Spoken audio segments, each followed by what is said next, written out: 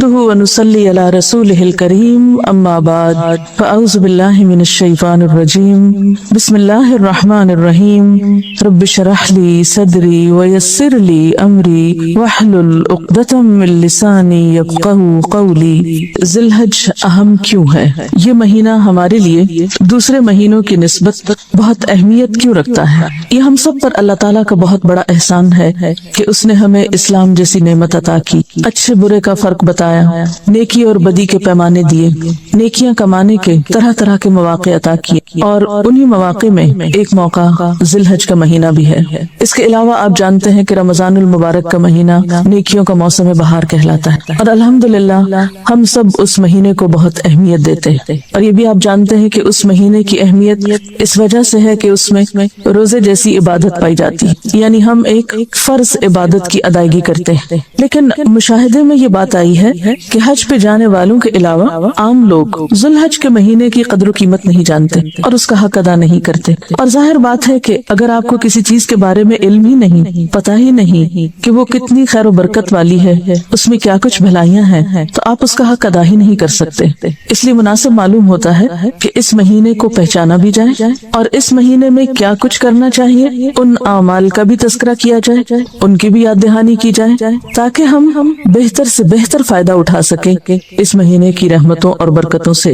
ابو عثمان النہدی کہتے ہیں کہ اسلاف کرام یعنی پہلے دور کے جو نیک لوگ تھے، نیک بزرگ، وہ 3 عشروں کی بڑی قدر کیا کرتے تھے: رمضان کا آخری عشرہ، ذی الحج کا پہلا عشرہ اور محرم کا پہلا عشرہ۔ رمضان کے آخری عشرے میں تاخراتیں ہوتی ہیں، لیلۃ القدر ہوتی ہے۔ اسی طرح ذی الحج کے مہینے میں خصوصی طور پر پہلا عشرہ بہت اہم ہے کہ اس میں فریضہ حج کی ادائیگی ہوتی ہے، اور محرم کا پہلا عشرہ وہ اس اعتبار سے کہ اسلامی کیلنڈر کا پہلا مہینہ بھی ہے، اور رمضان کے روزے فرض ہونے سے پہلے مسلمان عاشورہ محرم کے روزے رکھا کرتے تھے۔ 10ویں محرم کے روزے کی بھی بہت فضیلت آتی ہے۔ آج ہم ماہ ذی الحج پہ بات کریں گے، اور ماہ ذی الحج میں بھی خاص طور پر پہلا عشرہ، پہلے 10 دن کی فضیلت کے بارے میں۔ ان 10 دنوں کی اہمیت کا اندازہ آپ اس بات سے بھی لگا سکتے ہیں کہ اللہ تعالیٰ نے قرآن پاک میں ان 10 دنوں کی قسم کھائی ہے، اور جس چیز کی قسم اللہ تعالیٰ کھاتے ہیں پھر اس سے اس چیز کی اہمیت کا اندازہ آپ کر سکتے ہیں۔ سورۃ الفجر میں اللہ تعالیٰ فرماتے ہیں والفجر ولیال عشر، قسم ہے فجر کی اور 10 راتوں کی۔ اور ان آیات کی تفسیر اکثر مفسرین کے نزدیک کیا ہے کہ ان 10 راتوں سے مراد، جسے ہم عام طور پر 10 دن بولتے ہیں نا، تو عربی میں رات پہلے آتی ہے تو 10 راتیں بولی جا رہی، مراد اس سے پہلے 10 دن ہی ہے۔ تو اکثر مفسرین نے ان 10 راتوں سے مراد ذی الحج کی ابتدائی 10 راتیں لی ہیں، یعنی پہلا عشرہ ذی الحج لیا ہے۔ اور اگر احادیث کا مطالعہ کیا جائے تو بھی ہم دیکھتے ہیں کہ ان 10 دنوں کی بہت فضیلت ہے۔ حضرت عبداللہ بن عباس رضی اللہ تعالی عنہ کہتے ہیں کہ رسول اللہ صلی اللہ علیہ وسلم نے فرمایا ما من ایام العمل الصالح فیہا احب الی اللہ من هذه الایام یعنی ایام العشر۔ قالوا یا رسول اللہ صلی اللہ علیہ وسلم ولا الجہاد فی سبیل اللہ؟ قال ولا الجہاد فی سبیل اللہ الا رجل خرج بنفسه وماله ثم لم يرجع من ذلك بشیء، رواہ البخاری۔ اس حدیث کا ترجمہ کچھ یوں ہے: کوئی دن ایسا نہیں جس میں کیا گیا نیک عمل اللہ تعالیٰ کو ان 10 دنوں کے عمل سے زیادہ پسند ہو۔ کوئی دن ایسا نہیں یعنی سال میں جس میں کیا گیا کوئی نیک عمل ان 10 دنوں میں کیے گئے نیک عمل سے بڑھ کر اللہ تعالیٰ کو پسند۔ گویا ان 10 دنوں میں جو بھی نیکی کا کام آپ کریں گے اس کی ویلیو، اس کی قدر و قیمت کسی بھی دوسرے دن میں کیے ہوئے نیک عمل سے کہیں زیادہ ہوگی۔ اس سے آپ اندازہ لگا سکتے ہیں کہ ان 10 دنوں کی اہمیت پھر کیا ہے اور ان میں نیک کام کرنے کی فضیلت کیا ہے۔ لیکن عموماً ہم جانتے ہی نہیں، اس لیے ہم عام طور پر ان 10 دنوں کو بہت نارمل لیتے ہیں اور ایسے ہی گزار دیتے ہیں جیسے سال کے کوئی اور دن ہو، ان کی طرف توجہ بھی نہیں دیتے۔ اس پر صحابہ کرام نے پوچھا، اور ظاہر ہے کہ انہیں حیرت ہوئی کہ یا رسول اللہ صلی اللہ علیہ وسلم، کیا اللہ کے راستے میں جہاد کرنا بھی اتنا پسندیدہ نہیں ان دنوں میں؟ یعنی اتنا پسندیدہ نہیں؟ تو آپ نے فرمایا ہاں، اللہ کے راستے میں جہاد کرنا بھی اتنا پسندیدہ نہیں، سوائے اس کے کہ انسان اپنی جان و مال کے ساتھ نکلا اور واپس نہ لوٹا، یعنی شہید ہو گیا۔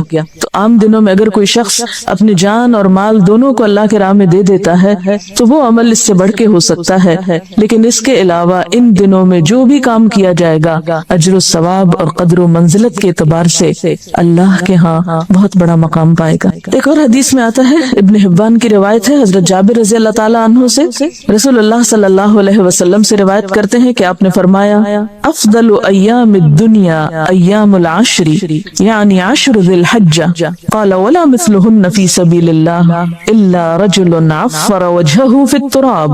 ترجمہ ہے، دنیا کے سارے ایام کے مقابلے میں 10 ایام 10 دن یعنی عشرہ ذی الحجہ سب سے زیادہ افضل ہیں۔ آپ سے پوچھا گیا کیا جہاد فی سبیل اللہ بھی ان کے برابر نہیں؟ تو آپ نے فرمایا جہاد فی سبیل اللہ بھی ان جیسا نہیں سوائے اس جہاد کے جس میں انسان شہید ہو جائے۔ اب سوال یہ پیدا ہوتا ہے کہ ان 10 دنوں کی اتنی اہمیت کیوں ہے؟ اس کی وجہ کیا ہے؟ کیوں ان کو اتنی فضیلت حاصل ہے؟ تو اگر ان 10 دنوں پر غور کیا جائے تو اس میں کئی اہمیت کی باتیں ہمارے سامنے آتی۔ پہلی بات کہ انہی 10 دنوں میں یوم عرفہ ہے یعنی 9 ذی الحج جو حج کا اصل دن ہے۔ حضرت عبداللہ بن عامر کہتے ہیں کہ میں نبی صلی اللہ علیہ وسلم کے پاس تھا کہ کچھ لوگ آئے اور حج کے بارے میں پوچھا تو آپ نے فرمایا الحج عرفہ، حج عرفات میں ٹھہرنے کا نام ہے۔ تو اس وجہ سے یوم عرفہ جو ہے وہ بہت ہی اہمیت کا حامل ہے۔ یوم عرفہ دراصل گناہوں کی مغفرت اور جہنم سے نجات حاصل کرنے کا دن ہے۔ سال میں ہم کئی دن مناتے ہیں نا کئی طرح کے، تو یہ دن خاص طور پر گناہوں سے نجات، گناہوں سے مغفرت اور جہنم سے بچنے کا دن ہے۔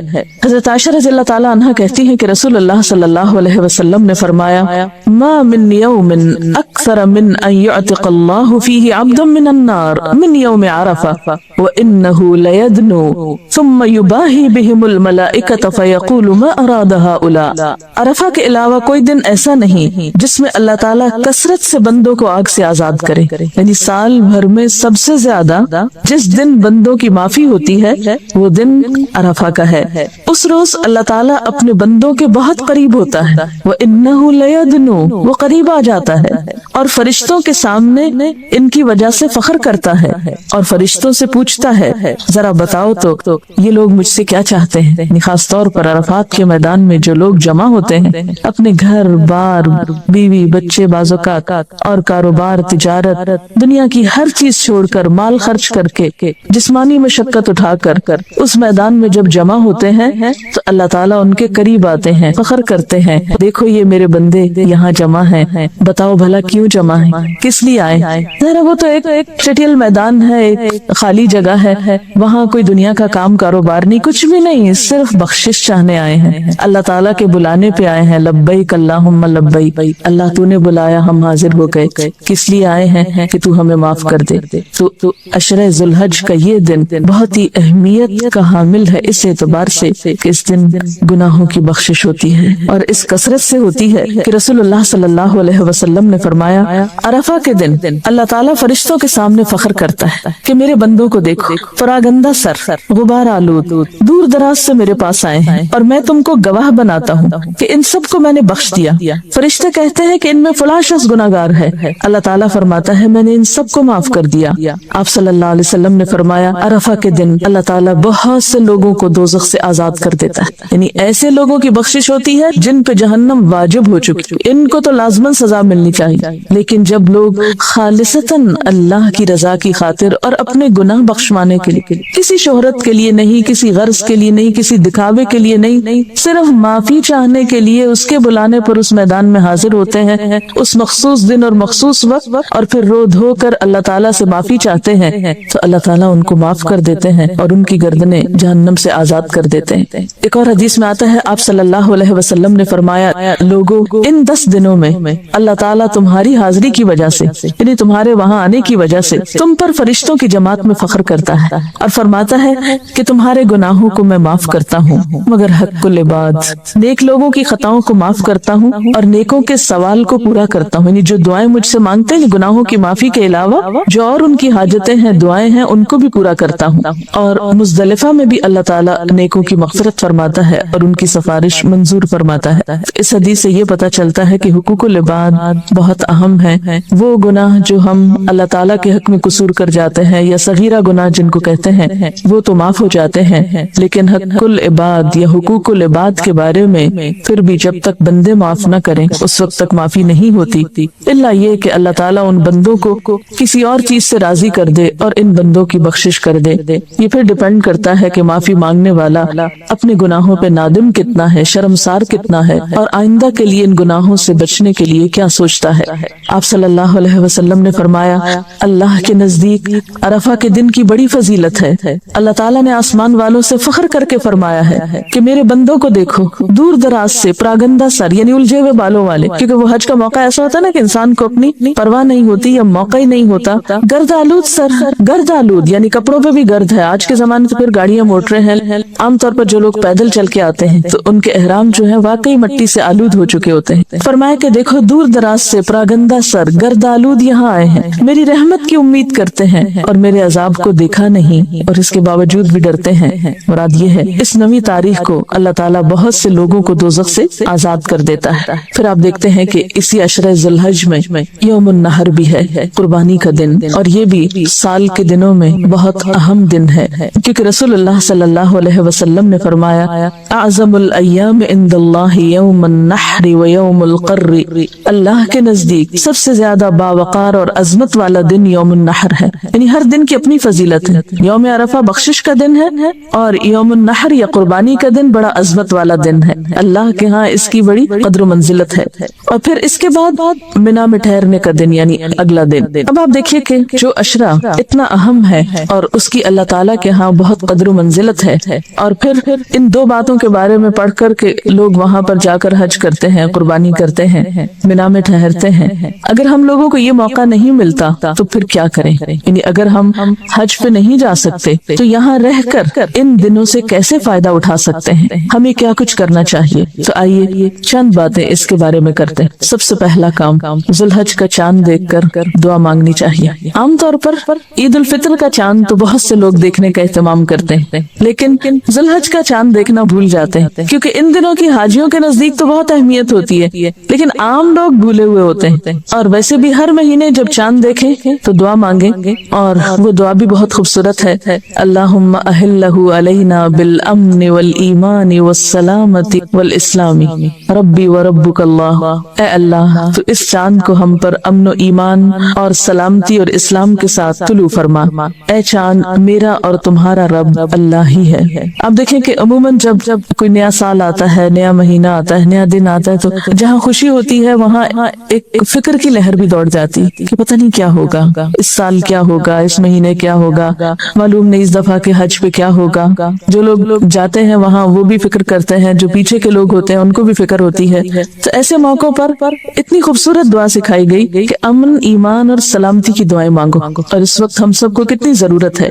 اسی طرح ایک اور دعا بھی حضور صلی اللہ علیہ وسلم سے مروی ہے، حضرت قتادہ سے روایت ہے کہ رسول اللہ صلی اللہ علیہ وسلم جب نیا چاند دیکھتے تو یہ دعا پڑھا کرتے تھے، ہلال خیر و رشد، ہلال خیر و رشد، آمنت بالذی خلقک، چاند ہدایت اور بھلائی کا ہو، چاند خیر و بھلائی کا ہو۔ یعنی دو دفعہ آپ نے یہ دعا مانگی کہ یا اللہ یہ مہینہ خیر و بھلائی کا ہو، ہدایت کا ہو، میں ایمان لایا اس ذات پر جس نے تجھے پیدا کیا، یعنی میں تیری پوجا نہیں کرتا، اس رب کی عبادت کرتا ہوں کہ جو تجھے پیدا کرنے والا ہے۔ عام طور پر ہم ان دعاؤں کو اہمیت نہیں دیتے، ہم سمجھتے ہیں کہ ہاں بس ٹھیک ہے کہہ دیا اور لکھا ہوا ہے کتابوں میں اور ہونا چاہیے، لیکن جب اپنے عمل کی بات آتی ہے تو بھول جاتے ہیں۔ تو ایسے میں اگر آپ کو چاند دیکھنے کا اتفاق نہیں بھی ہوا یا نصیب نہیں بھی ہوا تو آپ کیا کیجئے کہ جو اسلامی کیلنڈر کے ابتدا کی ڈیٹ ہے اگر آپ نے کہیں لکھ کے رکھی ہے تو اس پر اس دعا کو چھوٹا چھوٹا کر کے لکھ لیا کیجئے، اور ہر مہینے کے آغاز میں پڑھ لیا کریں،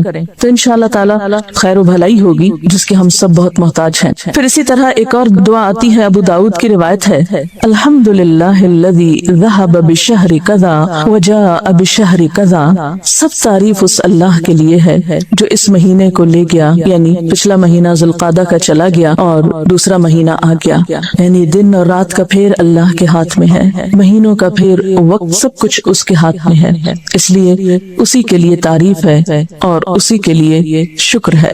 جب چاند دیکھ کر دعا مانگ چکے تو پھر اس کے بعد کیا کریں؟ کچھ اور کام ہے۔ اگر اللہ تعالیٰ حج کی توفیق دے تو حج کا ارادہ کرنا چاہیے، نیت کرنی چاہیے۔ یہ مہینہ ہمیں ایک فریضے کی یاد دہانی کراتا ہے۔ اگر ہم پر حج فرض ہو، جو شخص سفر حج اور سواری کے اخراجات کا متحمل ہو اس پہ حج فرض ہوتا ہے، یعنی سفر کا خرچہ ہو اور وہاں رہنے کا خرچہ جس کے پاس موجود ہو۔ قرآن پاک میں اللہ تعالیٰ فرماتے ہیں وَلِلَّهِ عَلَى النَّاسِ حِجُّ الْبَيْتِ مَنِ اسْتَطَاعَ إِلَيْهِ سَبِيلًا وَمَنْ كَفَرَ فَإِنَّ اللَّهَ غَنِيٌّ عَنِ الْعَالَمِينَ۔ لوگوں پر اللہ کا یہ حق ہے، یعنی اللہ کا حق ہے کہ جو اس کے گھر تک پہنچنے کی استطاعت رکھتا ہو، یعنی جو کوئی وہاں جا سکتا ہو وہ اس کا حج کرے، اور جو کوئی اس حکم کی پیروی سے انکار کرے، یعنی استطاعت کے باوجود جانے کا سوچتا ہی نہیں اور جائے ہی نہیں، تو اسے معلوم ہونا چاہیے کہ اللہ تمام دنیا والوں سے بے نیاز ہے۔ اسے پرواہ نہیں ہے ایسے لوگوں کی کہ جن کو اللہ نے مال دیا ہے، وسعت دی ہے، حیثیت دی ہے، استطاعت ہے، اور پھر بھی وہ اس کے گھر آنے کے لیے نہیں سوچتے، اس کی طرف رجوع نہیں کرتے۔ اسی لیے آپ صلی اللہ علیہ وسلم نے فرمایا اگر کسی شخص کو واقعی محتاجی نہیں ہے اور کسی ظالم اقتدار کی طرف سے رکاوٹ بھی نہیں ہے، پھر بھی اس نے حج نہیں کیا، تو چاہے وہ یہودی ہو کر مرے یا نصرانی ہو کر۔ حضرت عبداللہ بن عباس کہتے ہیں کہ رسول اللہ صلی اللہ علیہ وسلم نے فرمایا اے لوگو، تم پہ حج فرض ہو چکا ہے، اس کی ادائیگی میں جلدی کرو، یعنی جن لوگوں پہ حج فرض ہو چکا ہے ان کو فرمایا اس لیے کہ تم میں سے کوئی نہیں جانتا کہ کب کیا رکاوٹ پیش آ جائے، کیونکہ بعض اوقات ہمارا ارادہ ہوتا ہے، نیت ہوتی ہے، تیاری ہوتی ہے، کچھ پتہ نہیں کہ آئندہ سال حالات کیا ہوں، صحت کیسی ہو، دنیا کے حالات کیا ہوں۔ اس لیے جس کو جب موقع ملے اپنی طرف سے فریضہ ادا کرنے کی پوری کوشش کرے۔ اور اس سلسلے میں خواتین کے لیے خاص طور پر آپ صلی اللہ علیہ وسلم نے کیا فرمایا کہ بوڑھوں، کمزوروں اور عورتوں کے لیے حج اور عمرہ کرنا ثواب میں جہاد کے برابر ہے۔ یہ تو تھا اس عشرے کا اہم ترین کام۔ دوسرا کام ہے روزہ رکھنا۔ روزہ رکھنا اللہ کے نزدیک افضل اور محبوب عمل ہے۔ حضرت ابو سعید خدری سے روایت ہے کہ رسول اللہ صلی اللہ علیہ وسلم نے فرمایا جو شخص اللہ کی راہ میں ایک روزہ رکھتا ہے اللہ تعالیٰ اس کے بدلے میں اس کے اور جہنم کے درمیان 70 سال کا فاصلہ پیدا فرما دیتے ہیں۔ یعنی روزہ جو ہے ایک ایسی پسندیدہ عبادت ہے جو انسان کو دوزخ کی آگ سے دور کرتی ہے۔ رمضان کے روزے تو فرض ہیں، ان دنوں کے روزے فرض تو نہیں ہیں لیکن بہت اجر و ثواب کے حامل ہیں۔ ابھی پیچھے آپ نے حدیث پڑھی نا کہ ان دنوں میں کوئی بھی جو نیک عمل کیا جاتا ہے وہ عام دنوں کی نسبت بہت زیادہ ثواب کا حامل ہوتا ہے۔ تو مثلا اس عشرے میں روزہ رکھیں گے تو اس کا اجر و ثواب جو ہے وہ کہیں زیادہ ہوگا پچھلے مہینے کے روزے رکھنے، یا مثلا اس سے آگے ایک رمضان کے روزوں کا بہت ثواب ہے، پھر اسی طرح عاشورہ محرم کے روزے کا اور ذی الحج کے ان پہلے دنوں کے روزے کا، اور خاص طور پر 9 تاریخ کا روزہ، 9 ذی الحج کا روزہ جو حاجیوں کے لیے تو نہیں ہے لیکن ہم جیسے لوگ جو پیچھے ہوں وہ اہل حج کے ساتھ اس دن روزے جیسی عبادت کے ذریعے ان کے ساتھ شریک ہو سکتے ہیں۔ اس کے بارے میں آپ صلی اللہ علیہ وسلم نے فرمایا صوم یوم عرفہ احتسب علی اللہ ان یکفر السنۃ التي قبلہ والتي بعدہ۔ صحیح مسلم کی روایت ہے یوم عرفہ کے روزے کے متعلق مجھے اللہ تعالیٰ سے امید ہے کہ وہ 1 سال پہلے اور 1 سال بعد کے گناہوں کے لیے کفارہ بن جائے گا۔ یعنی اگر آپ اس دن کا روزہ رکھتے ہیں تو اللہ تعالیٰ سے اس امید کے ساتھ کہ پچھلے سال کے بھی گناہ معاف ہو جائے اور آئندہ کے بھی، یعنی جو کیے ہیں اور جو نہیں کیے۔ ایک اور روایت میں آتا ہے کہ عشرہ ذی الحج میں عبادت اللہ تعالیٰ کو بہت پسند ہے، ان دنوں میں ایک روزہ رکھنے کا ثواب سال بھر کے روزوں کے ثواب کے برابر ہوتا ہے۔ ترمذی کی اس روایت میں کیا آتا ہے کہ اگر آپ ان دنوں میں روزہ رکھتے ہیں، مثلا یہ پہلے 9 دن، ایک روزے کا ثواب کتنا ہے جیسے آپ نے سال بھر روزہ رکھا۔ اور اگر آپ کے مثلا قضا روزے رہتے ہیں تو آپ کو کبھی بھی رکھنے ہیں، اگر ان دنوں میں رکھ لیں تو اس میں کیا ہوگا، قضا بھی ہو جائے گی اور ان دنوں میں روزہ رکھنے کا ثواب بھی ہو جائے گا۔ لیکن 9 تاریخ کا روزہ جو ہے وہ خالصتاً اسی نیت سے رکھیے، اس کو قضا میں نہ رکھیے۔ حضرت حنیدہ بن خالد اپنی بیوی سے روایت کرتے ہیں اور وہ حضور صلی اللہ علیہ وسلم کی زوجہ محترمہ سے روایت کرتی ہیں، وہ فرماتی ہیں کہ رسول اللہ صلی اللہ علیہ وسلم 10ویں محرم اور ذی الحج کے 9 دن اور 3 دن ہر مہینے سے اس طرح کے پہلی پیر اور 2 خمیس روزے رکھتے تھے۔ یعنی آپ کے روزوں کا طریقہ کیا تھا، 10ویں محرم کا روزہ رکھتے، ذی الحج کے یہ 9 دن روزے رکھتے اور ہر مہینے کے 3 دن، اور وہ کس طرح، ایک تو آتا نا ایام 20 کے روزے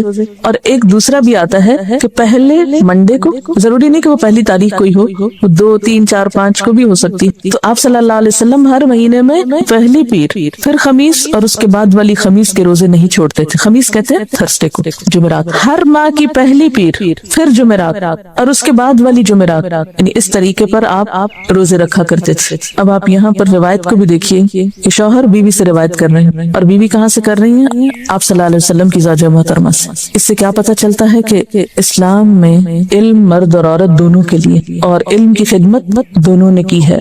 हजरत आयशा रज़ियल्लाहु ताला अन्हा से रिवायत है जिसमें उनसे इन रोजों के मुतल्लिक सवाल हुआ कि क्या आप ये रोजे रखते थे? तो उन्होंने जवाब दिया हाँ। हजरत अब्दुल्लाह बिन उमर भी, जिनसे बहुत सी अहादीस मरवी हैं, उनका अमल भी साबित है कि वो इस अशरे के रोजे रखा करते थे। ये लफ्ज अशरा सहूलत के लिए बोला जा रहा है, वरना जुमला बहुत लंबा हो जाता है। अशरा से अगरचे मुराद 10 दिन होते हैं, लेकिन ईद के दिन का रोजा नहीं होता। तो इस वक्त जब भी मैं अशरा बोल रही हूँ जुल्हज का, तो उससे मुराद क्या है? पहले 9 दिन। अब आप देखिए कि इससे भी जुल्हज के पहले अशरे की अहमियत और फजीलत पता चलती है कि क्यों इतना अहम है ये अशरा। इसी में हज है, इसी में रोजे का इतना सवाब बताया गया, और कुछ और अमाल भी। अब रमजान में सिर्फ रोजा होता है ना, या आप उम्रा कर सकते हैं, हज तो नहीं होता रमजान में। लेकिन इन दिनों में आप हज भी कर सकते हैं, और अगर हज का मौका नहीं तो फिर रोजा रख सकते हैं, और फिर साथ कुर्बानी भी आगे जाके हो सकती। तो गोया इस अशरे की फजीलत इसलिए भी है कि इसमें एक से ज्यादा इबादत का मौका मिल जाता है। तो हमें क्या करना है, कैसे सेलिब्रेट करने हैं ये दिन? नंबर 1 आगाज में दुआ, नंबर 2 रोजा, नंबर 3 नवाफिल का एहतमाम, क्योंकि इन दिनों के नफल आम दिनों के नफल के मुकाबले में ज्यादा अजर सवाब का सबब होंगे। अगर आपको अल्लाह ताला तौफीक दे रोजे रखने की, तो सहरी को तो उठना ही होगा। जब सहरी को उठेंगे तो तहज्जुद भी पढ़ने साथ। और वैसे भी आप जानते हैं क़यामत के दिन नमाज के बारे में पहला सवाल होगा, पहला हिसाब होगा नमाज। दोज़ख में जाने वालों से जब पूछा जाएगा कि मा सलकाकुम फी सक़र, क्या चीज तुम्हें दोज़ख में ले गई? क़ालू लम नकु मिनल मुसल्लीन, वो कहेंगे कि हम नमाज पढ़ने वालों में से न थे, हम नमाज नहीं पढ़ते थे। वलम नकु नुतइमुल मिस्कीन, और हम मिस्कीन को खाना नहीं खिलाते थे। और एक और हदीस से आपको मालूम है कि आप सल्लल्लाहु अलैहि वसल्लम ने फरमाया, आदमी और शिर्क या कुफ्र के दरमियान हद फासिल नमाज है। नमाज का पढ़ना या ना पढ़ना है, अगर इस हद को गिरा दिया जाए तो कुफ्र और इस्लाम फिर एक ही चीज नजर आता। गोया एक मुसलमान की पहचान है नमाज। अगर ये पहचान खत्म हो गई तो उसका दीन खतरे में पड़ गया। फर्ज नमाज तो फर्ज नमाज है, लेकिन नवाफिल तहज्जुद के अलावा आप इशराक, चाश्त वगैरह के भी पढ़ सकते हैं, नमाजों के बाद भी पढ़ सकते हैं, जब जब मौका मिले। नफल तो एक मर्जी की और पसंद की इबादत है ना, आपकी अपनी खुशी की इबादत है। लेकिन यहाँ चलते चलते नवाफिल का अजर सवाब बताती चलूं। अल्लाह ने फरमाया, मेरा बंदा लगातार नवाफिल के जरिए मेरे करीब आता है, यहाँ तक कि मैं उसे पसंद करता हूँ, यानी मैं उसे पसंद करने लगता हूँ। और जब मैं उसे पसंद कर लेता हूँ तो उसका कान बन जाता हूँ जिससे वो सुनता है, उसकी आंख बन जाता हूँ जिससे वो देखता है, उसका हाथ बन जाता हूँ जिससे वो पकड़ता है, उसका पाँव बन जाता हूँ जिससे वो चलता है। अगर वो मुझसे मांगे तो मैं लाजमन उसे देता हूँ, अगर मुझसे पनाह तलब करे तो मैं यकीनन उसे पनाह देता हूँ। अल्लाह का महबूब बंदा बन जाता है जो सिर्फ फराइज की हद तक इबादत नहीं करता, जो सिर्फ फर्ज ही अदा करने में दिलचस्पी नहीं रखता, बल्कि उससे आगे बढ़कर नवाफिल का शौक भी रखता है। आमतौर पर हम इस मामले में बहुत कोताही कर जाते हैं। हम सोचते हैं नफल ही तो है, क्या हुआ। तो इसमें यह है कि ठीक है, बहुत मसरूफियत के वक्त आपके टेस्ट हो रहे हैं, बहुत पढ़ाई हो रही है, इल्म हासिल करना भी फर्ज है, तो उसमें रुखसत गुंजाइश हो सकती है। लेकिन बाज़ औक़ात हमें मौका भी होता है तो हम महज सुस्ती के मारे इसकी तरफ तवज्जो नहीं करते, यानी कोई काम नहीं होता, सिर्फ एक बातों का शौक है मसलन, या कुछ और काम करने का, तो दुनिया की मोहब्बत हमें फौरन नमाजों से दिल उशाट करा देती। बहरहाल अगर नवाफिल ना भी पढ़ सके तो कम से कम फराइज की तरफ तो मुतवज्जे रहें। और जैसे कि पहले मैंने कहा कि क़यामत के दिन पहली चीज जिसका हिसाब होगा वो नमाज है। अगर वो दुरुस्त हुई तो इंसान कामयाब हो गया, अगर वो खराब निकली तो नाकाम हुआ। और अगर इसके फराइज में कुछ कमी रह गई तो अल्लाह ताला फरमाएंगे कि देखो मेरे बंदे की कोई नफली इबादत है, तो उस नफली इबादत के जरिए इस नक्स की तकमील कर दी जाएगी जो फराइज में बाकी रह गया हो। फिर इसके तमाम आमाल का हिसाब इसी तरह होगा, यानी जैसे ज़कात है, कमी बेशी फिर नफल सदकात से पूरी होगी। इसी तरह रोजे हैं, अगर रोजा हमने अपनी तरफ से रखा लेकिन कोई चीज ऐसी हो गई अनजाने में कि जिससे खलल हो गया उस इबादत में, तो खलल तो हो गया, तो वो नवाफिल से पूरे कर दिए जाएंगे। सारी इबादतों के हिसाब जो है फिर इसी तरह होंगे। इन दिनों में या इस अशरे में रोजे के एहतमाम के साथ साथ फिर जिक्र की तरफ भी तवज्जो करनी। आप जानते हैं अल्लाह ताला फरमाते हैं, फज़कुरूनी अज़कुरकुम, तुम मुझे याद रखो मैं तुम्हें याद करूंगा। वश्कुरूली वला तकफुरूनी, मेरा शुक्र अदा करो, कुफरान नेमत न करो। और जिक्र करने का फायदा खुद हम ही को होता है। अला बिज़िक्रिल्लाहि तत्मइन्नुल कुलूब, सुनो अल्लाह के जिक्र से दिलों को इत्मीनान नसीब होता है। और अल्लाह ताला कुरान पाक में ताकीद भी करते हैं, या अय्युहल्लज़ीना आमनू ज़्कुरुल्लाह ज़िक्रन कसीरा वसब्बिहूहु बुक्रतन व असीला।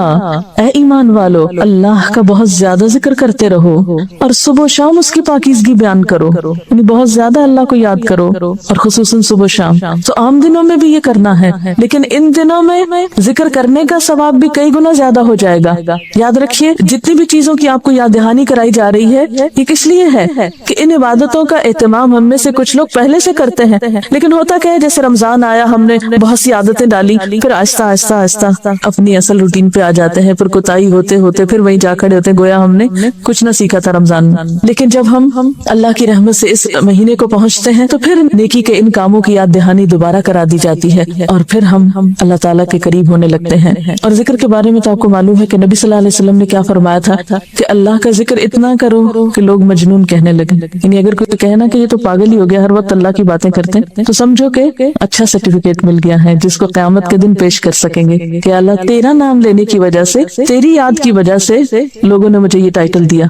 अमूमन हम इस टाइटल से भागते हैं कि लोग हमें मालूम नहीं क्या कहेंगे, क्योंकि जिक्र से मुराद सिर्फ मखसूस तस्बीहात ही नहीं है, बल्कि अल्लाह ताला का नाम लेना किसी भी तरीके से। आपको पता है कि अगर जिक्र से गफलत बरती जाए तो इंसान पे शैतान मुसल्लत हो जाता है। अल्लाह ताला फरमाते हैं, वो मन यअशु अन ज़िक्रिर रहमान नुक़य्यिज़ लहू शैतानन फहुव लहू क़रीन। जो शख्स रहमान के जिक्र से गफलत बरतेगा, हम उस पर एक शैतान मुकर्रर कर देंगे, वही उसका साथी बन जाएगा। ये जो बहुत शैतानी वसवसे और शैतान की डाली हुई परेशानियां और गंदगियां, रिज्स शैतान, ये दरअसल किस लिए होता है कि इंसान अल्लाह को भूल जाता है। वो आदत डाली, फिर छूट गई, फिर दोबारा डालने में सुस्ती हो गई। तो जो कुछ आप करते हैं उनको लिख लिया कीजिए, यानी जो आप अपने अंदर अल्लाह के फजल से अच्छी आदत डाल रहे हैं कुरान के पढ़ने के साथ साथ, उनको अपने पास नोट कर लें। अगर सफर की वजह से या बीमारी की वजह से या मखसूस अयाम की वजह से उनमें से कोई चीज छूट गई या रह गई या भूल गई, तो वो सारी जिंदगी न भूली रहे, बल्कि असल हालत पर लौटने के बाद फिर वो याद आ जाए। आप सल्लल्लाहु अलैहि वसल्लम ने फरमाया, जो शख्स अपने रब को याद करता है उसकी मिसाल जिंदा की सी है, और जो अपने रब को याद नहीं करता वो मुर्दे की तरह है। क्योंकि मुर्दे याद नहीं कर सकेंगे ना। मैं कभी कभी सोचती हूँ, अल्लाह कब्र में तो इतना टाइम होगा, इतना होगा, पता नहीं कितने 100 साल वहाँ रहना है, तो कोई तरीका नहीं हो सकता कि आप हमें वहाँ भी जिक्र की इजाजत दे दें या कोई मौका दे दें कि तुझे याद करते रहें। ठीक है, अब तो दुनिया में इतने काम होते हैं कि लोगों से ही फुर्सत नहीं होती, तो वो जिक्र जितना चाहते हैं कि करें उतना कर नहीं पाते। तो फिर इंसान सोचता है अच्छा मरने के बाद फराग होते, लेकिन मरने के बाद तो जिक्र भी बंद हो जाए। जो करना है अभी करना है ना, और पता नहीं कितने दिन है हमारे पास। तो जो शख्स जिक्र नहीं करता उसकी मिसाल मुर्दे की सी है, क्योंकि मुर्दा बेचारा कुछ कर नहीं सकता, बेफायदा और बेकार हो जाता है। तो ऐसे शख्स में भी कोई खैर नहीं जो अपने रब को याद नहीं करता।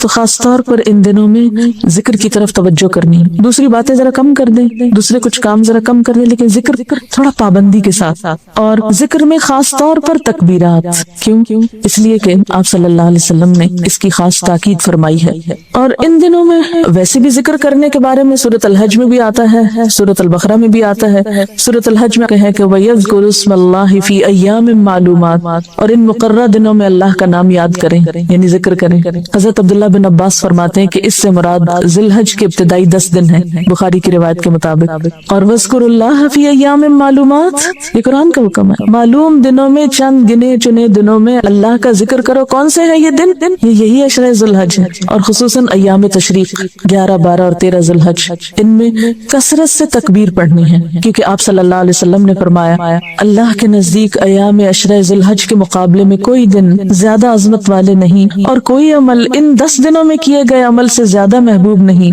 इसलिए इन अय्याम में ला इलाहा इल्लल्लाह, अल्लाहु अकबर और अल्हम्दुलिल्लाह जैसे अज़कार कसरत से किया करो। इमाम बुखारी फरमाते हैं कि हजरत इब्ने उमर और अबू हुरैरा रज़ी अल्लाह ताला अन्हु इन दिनों में बाजार निकल जाते, बुलंद आवाज से तकबीर कहते। क्यों? ताकि लोगों को याद आ जाए, और दूसरे लोग भी उनकी तकबीर सुनकर तकबीर कहने लगते। यानी एक तो ये हो सकता था ना कि वो लोगों को कहते लोगों तकबीर पढ़ो, और एक ये कि वो खुद तकबीरें पढ़ना शुरू कर देते तो लोग उनको सुन के पढ़ने लगते। इसी तरह बुखारी और मुस्लिम की रिवायत के मुताबिक औरतें अपने घरों में तकबीरें पढ़ सकती हैं, और उसके लिए आप क्या कर सकते हैं कि मसलन तकबीरात की एक कैसेट तैयार कराई गई थी। यहाँ पर आप सवेरे सवेरे उठकर बस पाबंदी से अपने घर में जैसे तैयार हो रहे हैं, कुछ कर रहे हैं, वो कैसेट लगा दे, किसी को मत कहें तकबीरें पढ़। अब होगा क्या कि जब बच्चों की आंख उस आवाज से खुलेगी या सबसे पहले अल्फाज तकबीरात के कानों में पड़ेंगे, तो وہ پھر دن بھر خود بخود بولتے رہیں گے. آپ نے دیکھا ہوگا نا, کوئی بول, کوئی شعر, کوئی گانا, کوئی جملہ ہماری زبان پہ سویرے سویرے اگر نکل جائے تو سارا دن نکلتا رہتا ہے انکانشیسلی. اس لیے صرف آپ آن کر دیں, پھر آپ کو بھی یاد رہے گا انشاءاللہ اور گھر والوں کو بھی یاد ہو. ان تکبیرات کو فریج پہ, کھانے کی میز کے پاس کہیں, یعنی کوئی ایسی جگہ جہاں آپ سب گھر والے بیٹھتے ہوں یا جہاں سے گزرتے ہوں, مثلا گھر کی انٹرنس پہ یا باہر نکلتے وقت, یا 2-3 جگہوں پر بھی آپ لگا سکتے ہیں. تو کیا ہوگا, جو ہی نظر پڑے گی تو آپ کو یاد آ جائے, او میں نے تکبیریں پڑھنی تھی. اللہ اکبر, اللہ اکبر, لا الہ الا اللہ, واللہ اکبر, اللہ اکبر, وللہ الحمد. اس کے علاوہ ان دنوں میں صدقہ خیرات کیا جا سکتا, کیونکہ عام دنوں کے مقابلے میں ان دنوں میں خرچ کرنے کا ثواب کئی گنا زیادہ ہوگا. جیسے رمضان میں خرچ کرنے کا ثواب عام دنوں کے مقابلے میں زیادہ ہے, تو ان دنوں میں بھی آپ خصوصی صدقے کا اہتمام کریں. قرآن پاک میں اللہ تعالیٰ فرماتے ہیں, وَأَنفِقُوا مِمَّا رَزَقْنَاكُمْ مِن قَبْلِ أَن يَأْتِيَ أَحَدَكُمُ الْمَوْتُ فَيَقُولَ رَبِّ لَوْلَا أَخَّرْتَنِي إِلَى أَجَلٍ قَرِيبٍ فَأَصَّدَّقَ وَأَكُن مِّنَ الصَّالِحِينَ. جو رزق ہم نے تمہیں دیا ہے اس میں سے خرچ کرو, اس سے پہلے کہ تم میں سے کسی کی موت کا وقت آ جائے, اور اس وقت وہ کہے کہ اے میرے رب, کیوں نہ تو نے مجھے تھوڑی سی مہلت اور دے دی, تھوڑا وقت اور مل جاتا کہ میں صدقہ دیتا اور سالے لوگوں میں شامل ہو جاتا. یا اللہ میں صدقہ کر کے نیک بن جاتا, صدقہ دیتا اور نیک بندوں میں شامل ہو جاتا. یا اللہ تھوڑا سا وقت اور مل جاتا. تو موت کے وقت تو 1 منٹ بھی اور نہیں ملے گا. اب جو وقت ملا ہے اس میں کچھ نہ کچھ کر لینا چاہیے, کیونکہ قیامت کے دن تو پھر کوئی کام نہیں آئے گا. یا ایھا الذین آمنوا انفقوا مما رزقناکم من قبل ان یأتی یوم لا بیع فیہ ولا خلۃ ولا شفاعۃ والکافرون هم الظالمون. اے لوگو جو ایمان لائے ہو, جو کچھ مال و متاع ہم نے تم کو بخشا ہے, جو کچھ ہم نے تم کو دیا ہے, اس میں سے خرچ کرو. یعنی اپنی ملکیت کی چیزوں میں سے کرنا چاہیے, قبل اس کے کہ وہ دن آ جائے جس میں نہ خرید و فروخت ہوگی, کیونکہ دنیا میں ہم مال بچا کے رکھتے ہیں کہ بزنس میں لگائیں گے, نہ دوستی کام آئے گی, نہ سفارش چلے گی. اور ظالم اصل میں وہ ہے جو انکار کی روش اختیار کرتے ہیں, یعنی احکام سن کے بھی ٹس سے مس نہیں ہوتے. آپ صلی اللہ علیہ وسلم نے فرمایا, قیامت کے دن جب کوئی سایہ نہ ہوگا تو صدقہ مومن پہ سایہ بن جائے گا. ان ظل المؤمن یوم القیامت صدقتہ, مومن کا سایہ قیامت کے دن اس کا صدقہ ہوگا. صدقہ اللہ تعالیٰ کے غضب کو ٹھنڈا کرتا ہے, بری موت سے بچاتا ہے. آپ نے فرمایا صدقہ کرنے میں جلدی کرو, کیونکہ بلائیں صدقے سے آگے نہیں بڑھ سکتی, صدقے سے رک جاتی. یعنی کوئی مصیبت آ رہی ہوتی ہے اور صدقہ کرنے سے پیچھے چلی جاتی, صدقہ مصیبت میں رکاوٹ ڈال دے. اللہ تعالیٰ فرماتے ہیں, یا ابن آدم انفق علیک, اے انسان تو میری راہ میں خرچ کر, میں تیرے اوپر خرچ کروں گا, تو دے میں تجھے اور دوں گا. آپ صلی اللہ علیہ وسلم نے فرمایا, صدقہ مال کو کم نہیں کرتا. یعنی ہم سمجھتے ہیں شاید دینے سے ہمارا تھوڑا ہو جائے گا, نہیں ہوتا, فکر نہیں کرو اور آ جائے. اور پھر آدمی کا اپنی زندگی میں 1 درہم خرچ کرنا موت کے وقت 100 درہم خرچ کرنے سے زیادہ بہتر ہے. یعنی جب انسان ایسی بیماری میں مبتلا ہو جائے کہ اس کو پتا چلے کہ اب تو میں بچ ہی نہیں سکتا, اب تو موت آئی کہ آئی, اب جو کچھ وہ خرچ کرے گا, وہ اگر 100 بھی خرچ کر رہا ہے تو صحت میں, اچھی حالت میں, اگر اس کے مقابلے میں 1 بھی خرچ کیا تھا تو اس کا اجر و ثواب زیادہ ہے. لیکن عام طور پر ہم صحت کے وقت, خوشحالی کے وقت, اچھے دنوں میں کب یاد کرتے ہیں اللہ. اور صدقہ نہ کرنا, بخل کرنا اپنے آپ کو ہی نقصان دیتا ہے. وَمَن يَبْخَلْ فَإِنَّمَا يَبْخَلُ عَن نَفْسِهِ, جو بخل کرے گا وہ دراصل اپنے آپ سے ہی کرے گا. سورۃ محمد میں آتے ہیں نا کہ ہاں تم ہؤلاء, یہ تم وہ لوگ ہو, تدعون لتنفقوا فی سبیل اللہ, تمہیں بلایا جاتا ہے کہ اللہ کے راستے میں خرچ کرو. فمنکم من یبخل, تو تم میں سے بعض لوگ بخل کرتے ہیں, کچھ نہیں دیتے. ومن یبخل فانما یبخل عن نفسه, تو جس نے بخل کیا وہ دراصل اپنی ہی ذات کے لیے بخل کرتا ہے, اپنے آپ سے ہی بخل کرتا ہے, اپنا ہی نقصان. فاما من بخل واستغنى وكذب بالحسنى فسنيسره للعسرى وما يغني عنه ماله اذا تردى, جس نے بخل کیا اور اللہ تعالیٰ سے بے نیازی برتی اور بھلائی کو جھٹلایا, اس کو ہم سخت راستے کی سہولت دیں گے, یعنی اس کے لیے مشکلات پیدا کریں گے. اس کا مال آخر اس کے کس کام آئے گا جب وہ خود ہلاک ہو گیا. انسان فوت ہو جائے تو مال و دولت جو پیچھے ہے وہ نجات تو نہیں دے سکتا, وہ تو وارثوں کا ہو گیا. وہ جہاں چاہے خرچ کرے, چاہے تو اچھی جگہ پہ کرے اور چاہے تو غلط جگہ پہ خرچ کرے. کمایا آپ نے تھا, محنت آپ نے کی, مالک آپ تھے, لیکن جب آپ چلے گئے دنیا سے تو اوروں کا ہو گیا اور انہوں نے اس کے ساتھ جو جی چاہا کیا. مال مفت دل بے رحم, کیونکہ جو مال انسان خود کماتا ہے اس کی پھر قدر ہوتی, اور جو وراثت میں مفت میں مل جاتا ہے عموماً اس کی قدردانی نہیں ہوتی. اور یہ بھی یاد رکھیے کہ اللہ کی راہ میں دینے والوں کے لیے فرشتے بھی دعائیں کرتے ہیں. بخاری کی روایت ہے, ہر روز صبح 2 فرشتے اترتے ہیں. ایک یہ دعا کرتا ہے, یا اللہ اللہ سخی اور خرچ کرنے والے کو مال میں زیادتی اور برکت دے. دوسرا کہتا ہے نہ دینے والے بخیل اور کنجوس کے مال میں کمی کر دے اور اس کو برباد کر دے. تو ان دنوں میں خصوصی صدقات کرنے ہیں آپ انشاءاللہ. سب سے پہلی چیز، اگر آپ نے ابھی تک زکوٰۃ نہیں دی تو فوراً اس کا حساب کی، یعنی زکوٰۃ اگر ڈیو ہے، کیونکہ بعض اوقات ہم رمضان میں دے دیتے ہیں یا آدھی اس وقت دے دیتے ہیں، پھر سوچتے ہیں اچھا بعد میں کچھ دے دیں گے، تو تاخیر نہ کیجیے، اس کو ادا کیجیے. پھر اسی طرح صدقے کی مختلف اقسام کی طرف توجہ کیجیے. فرض صدقے کی ادائیگی کے بعد، کیونکہ اگر فرض ادا نہیں ہوا تو نفل کا اتنا فائدہ نہیں ہوگا، نفل سے فرض پورا کیا جائے گا اور کئی نفل ملا کے ایک فرض بنتا ہے، اس لیے پہلے فرض ادا کریں.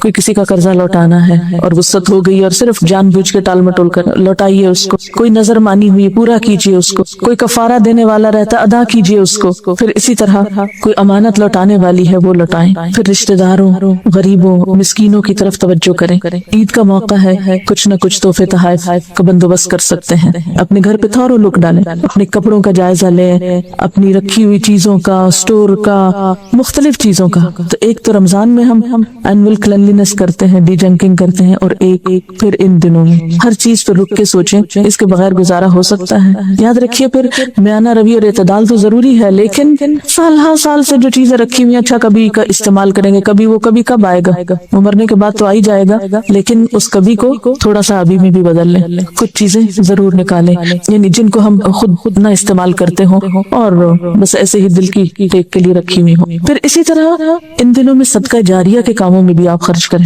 صدقہ جاریہ کے کاموں میں ایک تو یہ ہے کہ آپ مثلاً تکبیر کی کیسٹ کسی کو لے کر دے سکتے ہیں. جتنے لوگ اس کو سن کے تکبیریں پڑھیں گے آپ کو بھی ثواب ہوگا. وہ جو تکبیروں کا کاغذ چھاپیں گے مختلف لوگوں کو آپ دیں اور کہیں کہ یہ اپنے گھروں میں لگائیں، اور چاہے 1 روپے 2 روپے کا کاغذ ہوگا، آپ دیکھیں گے کہ 1 روپیہ مثلاً ہم میں سے ہر ایک کے پاس وسعت نہیں کہ سینکڑوں ہزاروں خرچ کرے، لیکن میرے خیال ہے ہم میں سے کوئی بھی ایسا نہیں جو روپیہ 2 روپیہ نہ خرچ کرے. ہم سب کر سکیں. اپنے گھر والوں کے لیے خرچ کرنا بھی صدقہ ہوتا ہے. اپنے رشتہ داروں کو دینا، اپنے دوستوں کو دینا، عزیز و اقارب کو دینا، مطلب جو بھی ہماری جان پہچان کے لوگ ہیں ان کو ہم صدقہ جاریہ کے طور پر تعلیم کا کوئی کام بھی ہم اس میں کریں.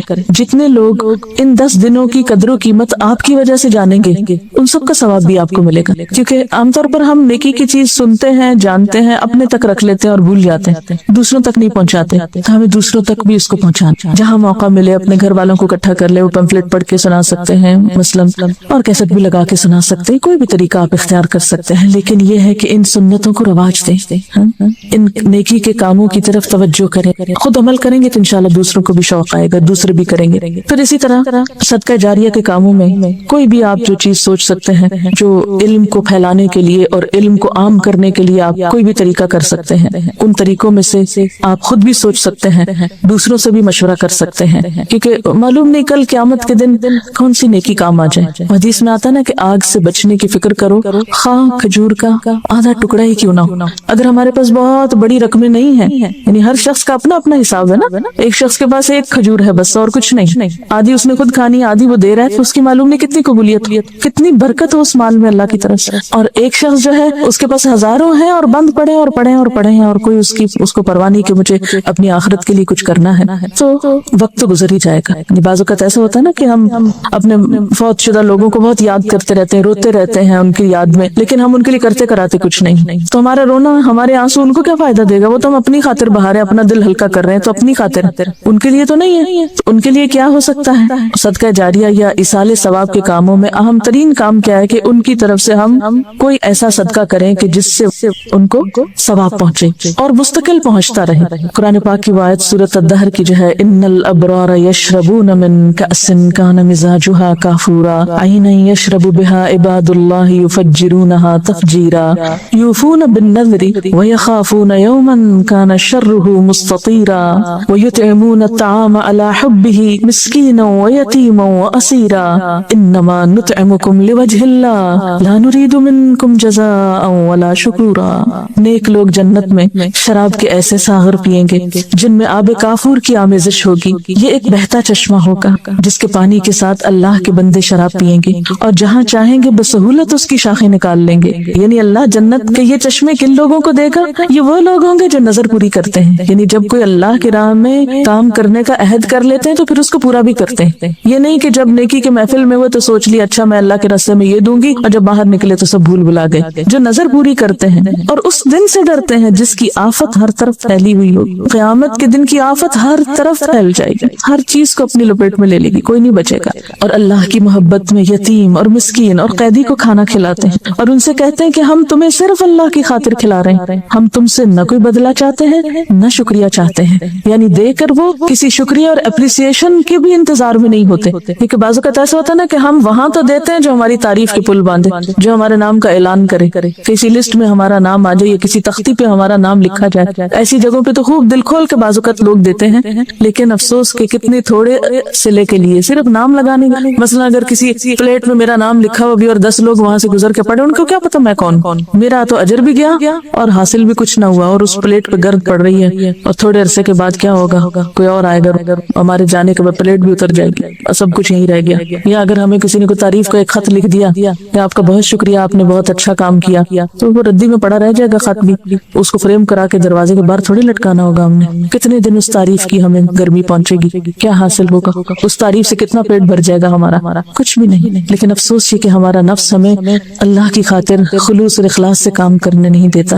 ایسے کاموں میں تو ہمارا شوق بڑھاتا ہے جہاں ہمارا نام ہو، اور جہاں نام نہ ہو وہاں ہم کام کے لیے بھی نظر نہیں آتے۔ امام ابن حجر اسقلانی کہتے ہیں عشرہ ذو الحج کی امتیازی فضیلت کا ایک سبب یہ معلوم ہوتا ہے کہ ساری اہم ترین باتیں اس عشرے میں جمع ہیں، نماز، روزہ، صدقہ، حج وغیرہ، اور اس کے علاوہ دیگر موقعوں پر یہ ساری باتیں اکٹھی نہیں ہوتی۔ اب صدقے میں سب سے اہم کام جو ہے وہ قربانی ہے، یعنی باقی صدقات بھی آپ کریں گے لیکن قربانی بھی کریں گے۔ قربانی جو ہے اس عشرے کی اہم ترین عبادت ہے، یعنی صدقہ خیرات کی ایک بہترین قسم ہے۔ لیکن قربانی ہے کیا چیز؟ قربانی کا لفظ جو ہے یہ قرب سے نکلا ہے۔ قرب کا کیا مطلب ہوتا ہے؟ کسی کے قریب جانا، قریب ہونے کی کوشش کرنا، مکان، زمان، یعنی ہر طرح سے قریب ہونے کے لیے آتا ہے، یعنی جگہ میں قریب ہونا، پھر وقت میں قریب ہونا، یا نسبت یعنی رشتہ داری اور تعلق میں قریب ہونا، اسی طرح مرتبے میں، ان سب چیزوں کے لیے لفظ استعمال ہو۔ تو قربان ہر وہ چیز جس کے ذریعے اللہ کی قرب جوئی کی جائے، یعنی قرب تلاش کی۔ قربان یعنی لفظ قرب سے نکلا ہے۔ پھر قربان کس کو کہتے ہیں؟ ہم کہتے ہیں نا قربان جاؤں، ہم تو اس کو فعل کے طور پر استعمال کرتے ہیں، لیکن قربان ہر وہ چیز جس کے ذریعے اللہ کا قرب حاصل کیا جائے، اللہ کا تقرب حاصل کیا جائے۔ اور اصطلاح میں قربانی سے مراد کیا ہے؟ یوم النحر اور ایام تشریق میں اللہ تعالیٰ کی رضامندی اور خوشنودی اور قرب حاصل کرنے کے لیے اونٹ، گائے، بکری، بھیڑ یا دمبا ذبح کرنا، یعنی یہاں خاص طور پر جانور کی قربانی مراد ہے۔ تو سوال یہ پیدا ہوتا ہے کہ قربانی کی ابتدا کب سے ہوئی، یعنی یہ کام کب سے لازم ہوا؟ قرآن پاک میں اللہ تعالیٰ فرماتے ہیں سورۃ الحج میں لِكُلِّ أُمَّةٍ جَعَلْنَا مَنسَكًا هُمْ نَاسِكُوهُ، ہر امت کے لیے ہم نے قربانی کا ایک طریقہ مقرر کیا جس کی وہ پیروی کرتی۔ گویا قربانی کا یہ حکم ہر امت کے لیے رہا ہے۔ اس کا آغاز حضرت آدم علیہ السلام کے زمانے میں ہوا۔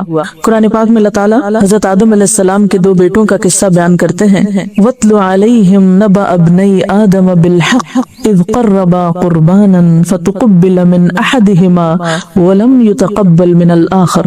اور انہیں ذرا آدم علیہ السلام کے 2 بیٹوں کا قصہ بے کم و کاس سنا دیجیے۔ جب ان دونوں نے قربانی کی تو ان میں سے ایک کی قربانی قبول کی گئی اور دوسرے کی نہ کی گئی۔ تو اس سے کیا پتہ چلتا ہے کہ حضرت آدم علیہ السلام کے بیٹوں نے بھی قربانی کی، یعنی قربانی آج سے نہیں، قربانی تو آدم علیہ السلام کے زمانے سے ہے، یعنی اس کا تصور اس وقت سے موجود ہے۔ پھر اسی طرح حضور صلی اللہ علیہ وسلم کو بھی قربانی کا حکم ہے، فَصَلِّ لِرَبِّكَ وَانْحَرْ، اپنے رب کے لیے نماز پڑھیے اور قربانی کیجیے۔ ایک اور جگہ پر فرمایا قُلْ إِنَّ صَلَاتِي وَنُسُكِي وَمَحْيَايَ وَمَمَاتِي لِلَّهِ رَبِّ الْعَالَمِينَ، آپ کہہ دیجئے بے شک میری نماز، میری قربانی، میرا جینا، میرا مرنا اللہ رب العالمین کے لیے ہے۔ تو آپ کو یہاں بھی حکم دیا جا رہا ہے کہ قربانی کیجیے اور اللہ کے لیے کیجیے، اور فَصَلِّ لِرَبِّكَ وَانْحَرْ، یہاں بھی اپنے رب کے لیے قربانی کی۔ گویا قربانی ایک تو یہ ہے کہ اللہ کا حکم ہے، اور دوسرا یہ کہ اللہ ہی کی خاطر ہونی چاہیے۔ جو ہمارے قربانی کا طریقہ ہے یہ کہاں سے آیا؟ یعنی قربانی کی مختلف شکلیں پچھلی امتوں میں رائج رہی، لیکن یہ طریقہ جس پہ ہم قربانی کرتے ہیں یہ کب سے ہوا؟ اس کے بارے میں ایک دفعہ صحابہ کرام نے حضور صلی اللہ علیہ وسلم سے پوچھا کہ اے اللہ کے رسول صلی اللہ علیہ وسلم یہ قربانی کیا ہے؟ آپ نے فرمایا سنت ابیکم ابراہیم، یہ تمہارے ابا ابراہیم علیہ السلام کی سنت ہے، ان کا طریقہ ہے۔ اس سنت کا تذکرہ قرآن پاک نے بہت خوبصورت انداز میں کیا ہے۔ سورۃ الصافات کی آیت نمبر 100 سے لے کر 111 آیات ہیں۔ وقال انی ذاہب الی ربی سیہدینی رب ھب لی من الصالحین فبشرناہ بغلام حلیم فلما فلما بلغ معه السعي قال يا بني إني أرى في المنام أني أذبحك فانظر ماذا ترى قال يا أبت افعل ما تؤمر ستجدني إن شاء الله من الصابرين فلما أسلما وتله للجبين وناديناه أن يا إبراهيم قد صدقت الرؤيا إنا كذلك نجزي المحسنين إن هذا لهو البلاء المبين وفديناه بذبح عظيم وتركنا عليه في الآخرين سلام على إبراهيم كذلك نجزي المحسنين إنه من عبادنا المؤمنين۔ ابراہیم علیہ السلام نے کہا میں اپنے رب کی طرف جاتا ہوں، وہی میری رہنمائی کرے گا۔ اے پروردگار مجھے ایک بیٹا عطا کر جو صالحین میں سے ہو، یعنی نیک ہو۔ تو اللہ تعالیٰ نے دعا کے جواب میں کیا فرمایا؟ ہم نے اس کو ایک حلیم یعنی بردبار لڑکے کی بشارت دی۔ وہ لڑکا جب اس کے ساتھ دوڑ دھوپ کرنے کی عمر کو پہنچ گیا تو ایک روز ابراہیم علیہ السلام نے اس سے کہا بیٹا میں خواب میں دیکھتا ہوں کہ میں تجھے ذبح کر رہا ہوں، اب تو بتا تیرا کیا خیال ہے؟ اس نے کہا ابا جان جو کچھ آپ کو حکم دیا جا رہا ہے اسے کر ڈالیے، آپ انشاءاللہ مجھے صابروں میں سے پائیں گے۔ آخر کو جب ان دونوں نے سر تسلیم خم کر دیا، یعنی باپ بیٹا دونوں ہی اپنے آپ کو حوالے کر گئے، اور ابراہیم علیہ السلام نے بیٹے کو ماتھے کے بل گرا دیا اور ہم نے آواز دی اے ابراہیم تو نے اپنا خواب سچ کر دکھایا، ہم نیکی کرنے والوں کو ایسی ہی جزا دیتے ہیں۔ یقیناً یہ ایک کھلی آزمائش تھی اور ہم نے ایک بڑی قربانی فدیے میں دے کر اس بچے کو چھڑا لیا اور اس کی تعریف و توصیف ہمیشہ کے لیے بعد کی نسلوں میں چھوڑ دی۔ سلام ہے ابراہیم پر، ہم نیکی کرنے والوں کو ایسی ہی جزا دیتے ہیں، یقیناً وہ ہمارے مومن بندوں میں سے تھا۔ تو یہ ہے وہ واقعہ ابراہیم علیہ السلام کی قربانی کا جو قرآن نے ان الفاظ میں بیان کیا۔ اس واقعے کے بارے میں حفیظ جالندری نے ایک نظم لکھی ہے جو اس کی ایک بہترین تفسیر بھی ہے، اسی کو پڑھ کر آپ کو اس کی تفسیر سناؤں گی۔ پدر بولا یعنی باپ، فارسی کے لفظ اردو شاعری میں استعمال ہوتے ہیں۔ پدر بولا کہ بیٹا آج میں نے خواب دیکھا ہے، کتاب زندگی کا ایک نرالا باب دیکھا ہے، یہ دیکھا ہے کہ میں خود آپ تجھ کو ذبح کرتا ہوں، خدا کے حکم سے تیرے لہو میں ہاتھ بھرتا ہوں۔ ذرا امیجن بھی کرتے جائیں کہ باپ بیٹے کو کہہ رہا ہے کہ اللہ کے حکم سے میں تجھے ذبح کر رہا ہوں۔ سعادت مند بیٹا جھک گیا فرمان باری پر، زمین و آسماں حیران تھے اس اطاعت گزاری پر، رضا جوئی کی یہ صورت نظر آئی نہ تھی اب، یعنی ایسے بھی کوئی اللہ کی رضا پہ راضی ہوتا، اس سے پہلے ایسی اطاعت کسی نے نہیں دیکھی، یہ جرت پیشتر انسان نے دکھلائی نہ تھی اب تک، اس سے پہلے کہ کسی انسان نے اللہ کی اطاعت کے لیے ایسی جرت نہیں دکھائی تھی۔ عجب بشاش تھے دونوں رضائے رب عزت پر، تعامل یا تذبذب کچھ نہ تھا دونوں کی صورت پر، کوئی ہچکچاہٹ نہیں۔ کہا فرزند نے اے باپ اسماعیل صابر ہے، خدا کے نام پر بندہ پہ تعمیل حاضر ہے، مگر آنکھوں پہ اپنی آپ پٹی باندھ لیجیے گا، میرے ہاتھوں میں اور پیروں میں رسی باندھ دیجیے گا، مبادا آپ کو صورت پہ میری رحم آ جائے، مبادا میں تڑپ کر چھوٹ جاؤں ہاتھ تھرائے۔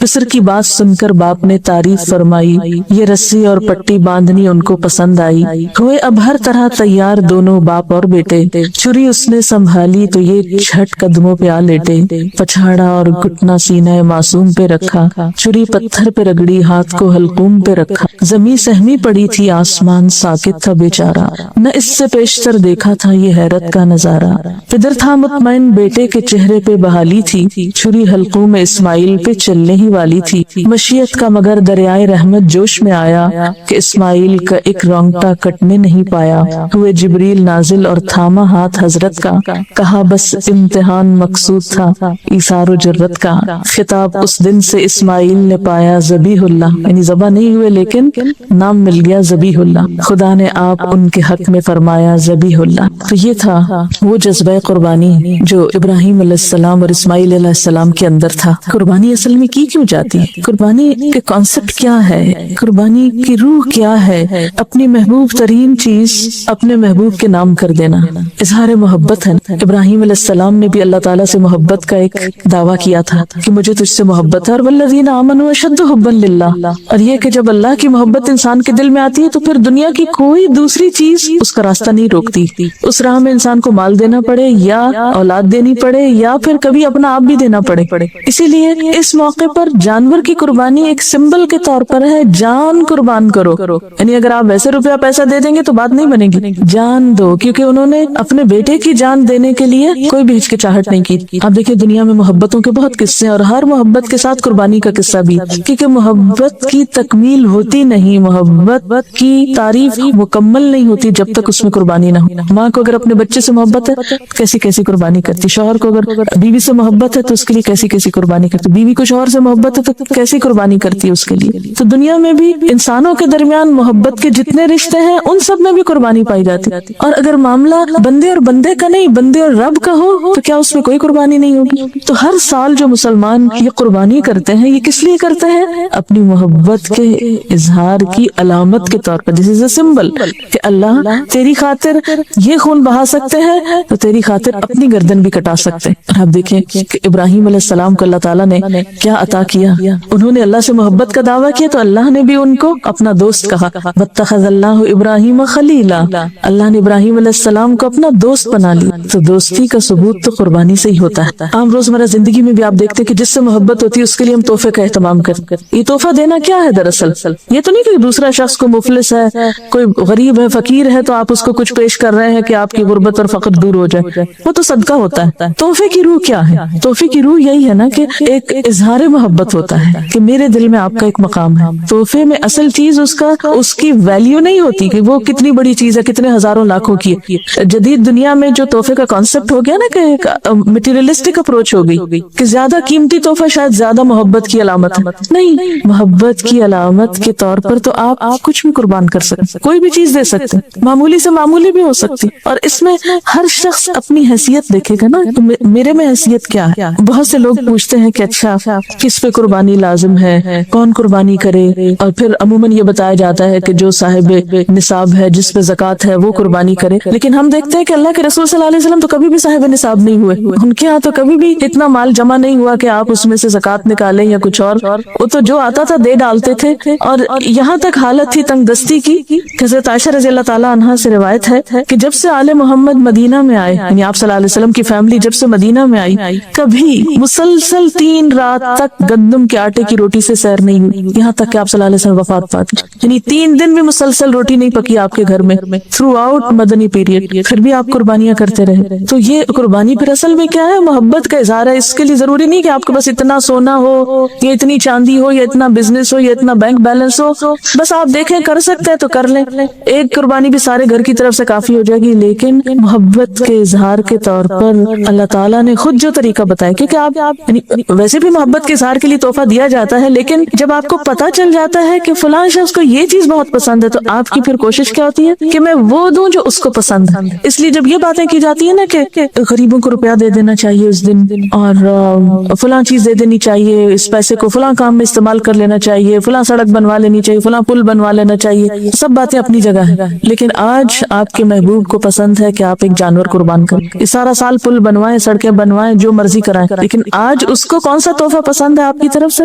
جانور قربان کر۔ کیوں؟ اس لیے کہ آپ کاغذ کا روپیہ کسی کے ہاتھ میں دیتے ہیں نا تو وہ فیلنگ نہیں آتی جب آپ ایک اپنے پالے ہوئے جانور کے گلے پہ چوری پھیرتے ہیں۔ تو جن گھروں میں جانور پالا جاتا ہے نا، ان بچوں کو آپ دیکھیں وہ قریب نہیں جاتے، اس کا گوشت نہیں کھاتے کہ ہمارا پیارا جانور جو ہے وہ قربان ہو، روتے ہیں باقاعدہ اس سے، اور اس وقت جو دل کی حالت ہوتی ہے وہ روپیہ کسی کو پکڑانے سے وہ جذبات نہیں پیدا ہوتا، اور یہ یاد دہانی ہے مسلسل، یا اللہ آج اس جانور کے گلے پہ چوری پھیر رہا ہوں، کل آپ نے مجھے طلب کیا نا تو میں بھی حاضر ہوں، میں اپنی جان بھی دوں گا آپ کو، کیونکہ محبت میں تو پھر کوئی بھی چیز بچا کے نہیں رکھی جاتی۔ آپ صلی اللہ علیہ وسلم 10 سال مدینہ میں رہے اور ہر سال قربانی کی، اسی لیے آپ نے فرمایا، ابو داؤد کی روایت ہے، اے لوگو بے شک ہر گھر والوں کے ذمے ہر سال قربانی ضروری، ان علی کل اہل بیت فی کل عام اضحیہ۔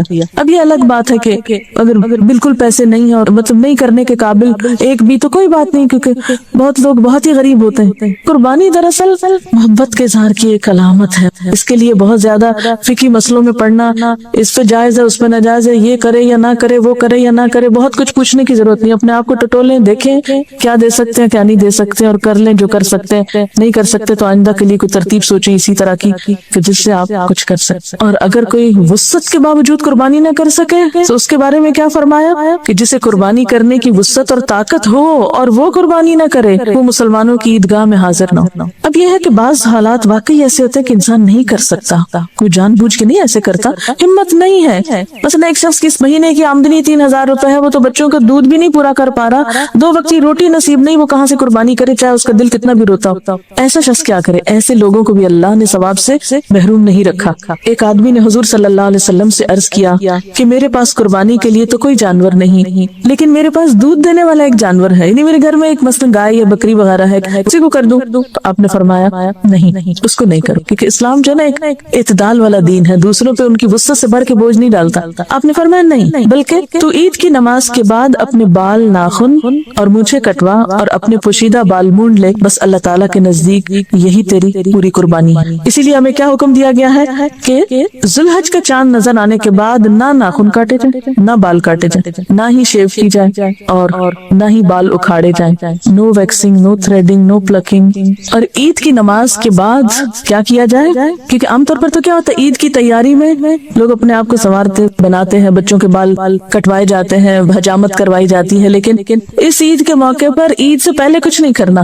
عید کی نماز کے بعد جب دوسرے لوگ جانور کاٹ رہے ہوں گے تو آپ کے پاس جانور کاٹنے کو نہیں، تو اپنے ناخن کاٹ لیجئے، یہی آپ کی قربانی ہو گئی۔ یعنی جس کے پاس وسعت نہیں، اور جس کے پاس وسعت ہے قربانی کرنا ہے، اس کے لیے بھی یہی حکم ہے۔ اور حاجی جو حج کرنے جا رہے ہوتے ہیں تو احرام کی حالت میں بھی ان بالوں کو، ناخنوں کو آپ ٹچ نہیں کر سکتے۔ تو اس طرح حج والے اور قربانی والے اور بغیر قربانی والے سب ایک چیز میں تو شریک ہو سکتے ہیں نا، یعنی اللہ تعالیٰ ہر ایک کو نیکی کا موقع دیتا ہے، اور جو قربانی کر سکے ان کے لیے کیا ثواب ہے، کیا فائدہ ہے۔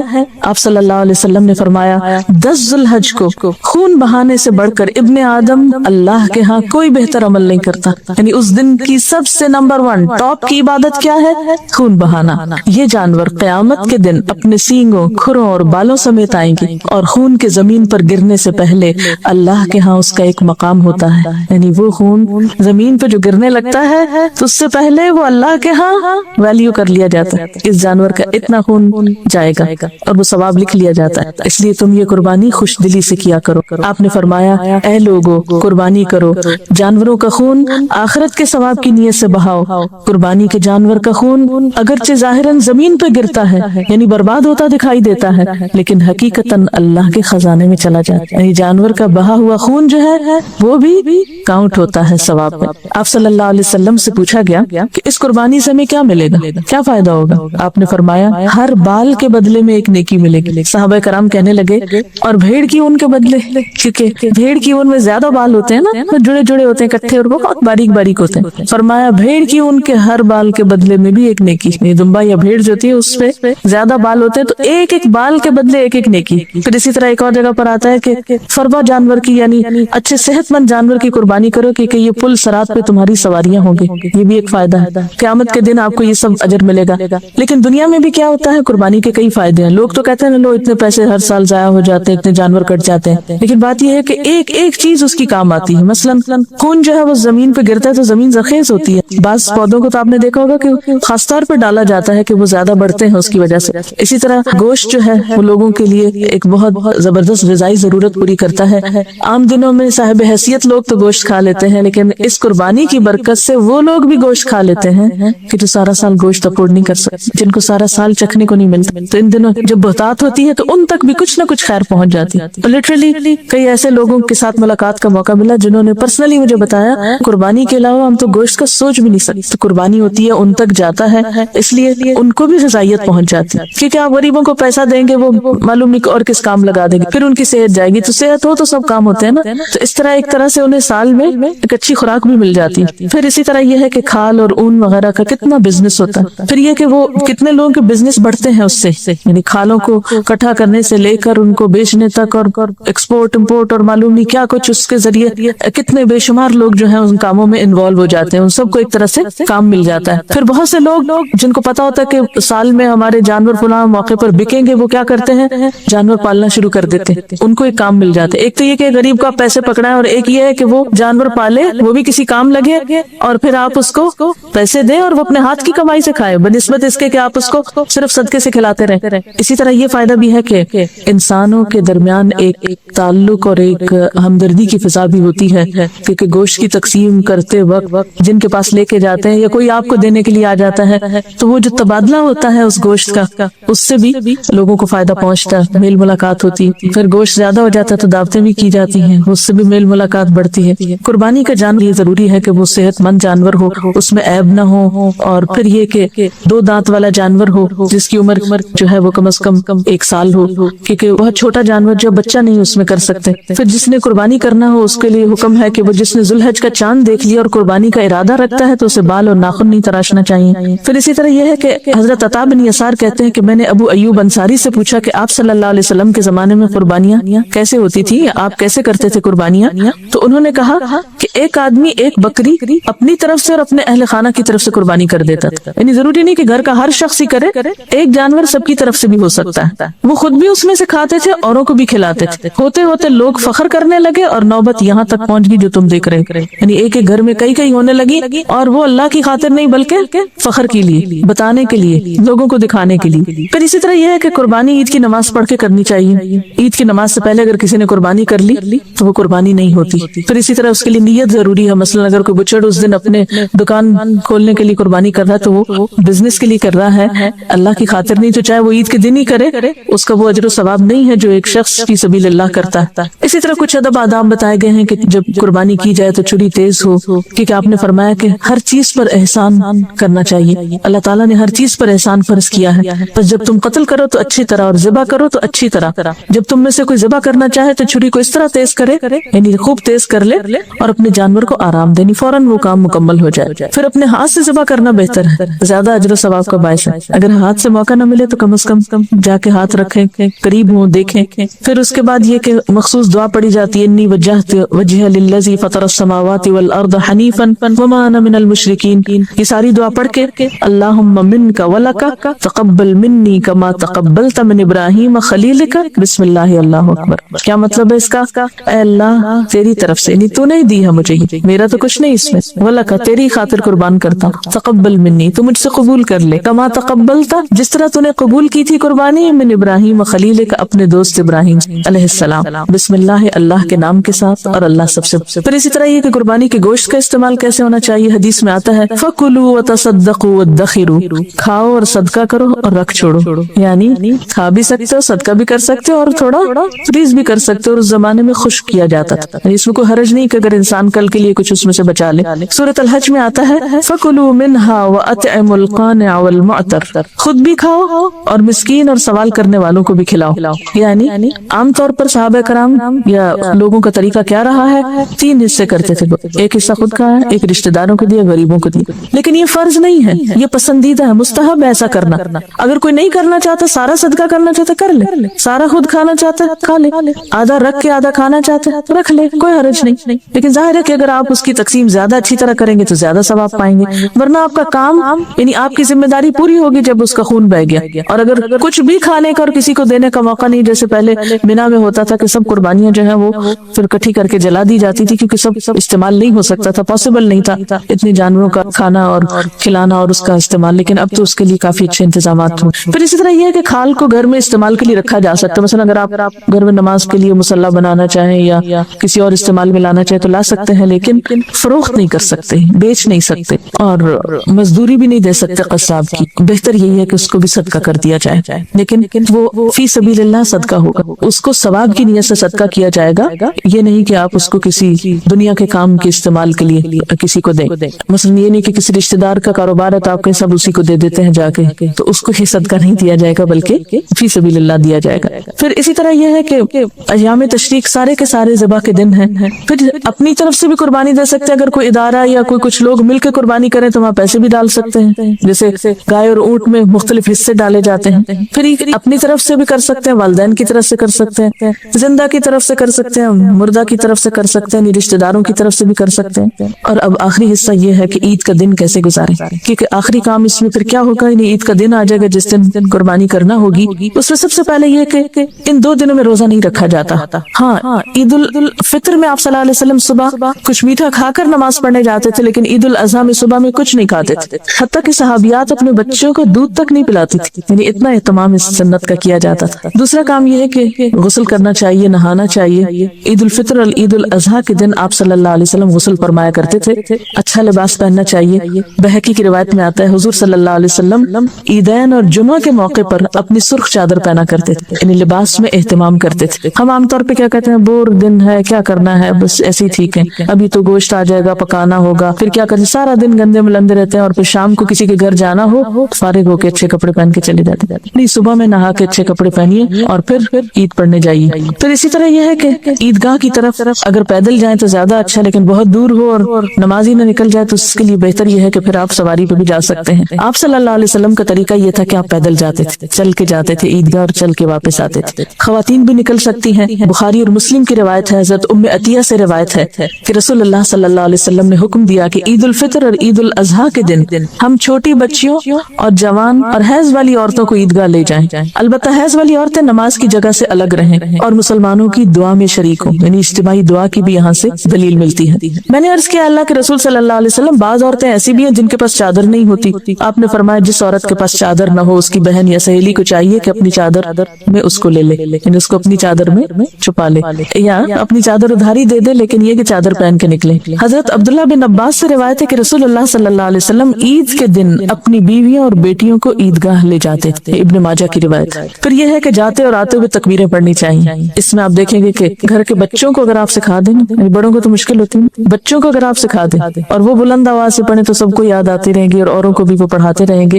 نافع ابن عمر سے روایت کرتے ہیں کہ ابن عمر عید الاضحیٰ اور عید الفطر کے دن جب عیدگاہ کی طرف جاتے تو بلند آواز سے تکبیریں کہتے یہاں تک کہ عیدگاہ میں پہنچ جاتے، اونچی اونچی پڑھتے جاتے تاکہ اور لوگوں کو بھی یاد آ جائے۔ کچھ لوگ متقین کے امام ہوتے ہیں نا، وہ اپنے عمل سے دوسروں کو نیکی کی طرف لگائے رکھتے ہیں، پھر عیدگاہ میں بھی پہنچ کر تکبیریں کہتے یہاں تک کہ نماز عید پڑھنے کے لیے امام صاحب آ جاتے۔ عورتیں جو ہیں وہ بلند آواز سے نہیں پڑھیں، آہستہ آہستہ پڑھتی بھی جائیں۔